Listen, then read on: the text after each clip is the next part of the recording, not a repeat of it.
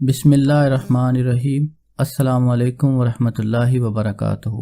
ضدی سے ضدی محبوب کو آپ کی محبت میں بے چین بے قرار کر کے حاضر کرے۔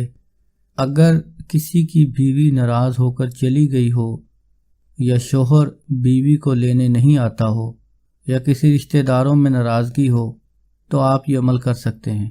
اگر کوئی شخص کسی سے بے حد سچی محبت کرتا ہو اور اس سے شادی کرنا چاہتا ہو تو اس عمل کو آپ بلا جھجک کر سکتے ہیں۔ یہ عمل آپ کو مایوس نہیں کرے گا۔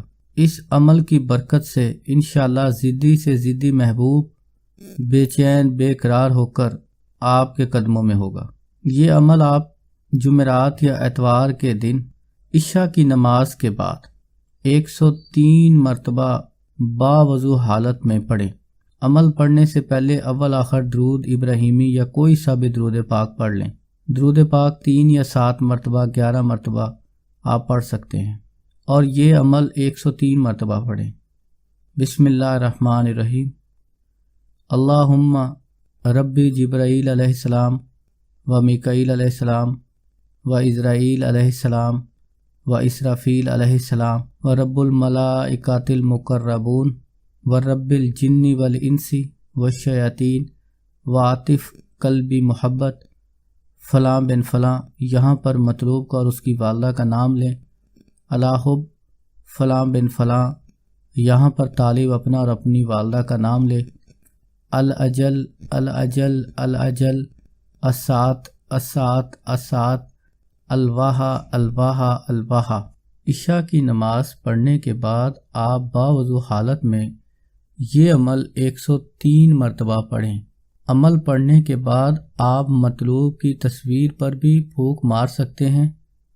عمل کے دوران محبوب کا تصور اس قدر ہونا چاہیے کہ جیسے محبوب آپ کے سامنے ہاتھ جوڑ کر بیٹھا ہوا ہے۔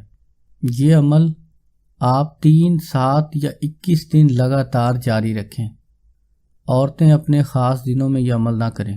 بہت زیادہ امید ہے کہ یہ عمل انشاءاللہ 3-7 دن میں کام کر جائے گا۔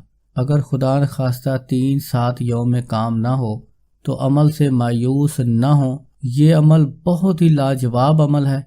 آپ اس عمل کو مسلسل 21 دن جاری رکھیں۔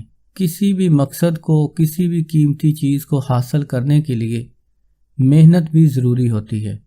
بغیر محنت کے کوئی چیز حاصل نہیں ہوتی، اور ایسا کوئی بھی عمل نہیں ہوتا کہ آپ بغیر کچھ پڑھے یا بغیر کچھ کہے 1 منٹ میں، 2 منٹ میں، چند منٹوں میں محبوب کو حاضر کر لیں۔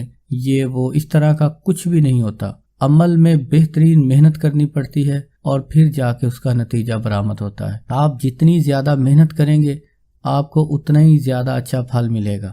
اگر کوئی اس عمل کو بلا وجہ حرام کام کے لیے، غلط کام کے لیے استعمال کرے گا تو وہ اپنے نقصان کا خود ذمہ دار ہوگا۔ میں بری الذمہ ہوں۔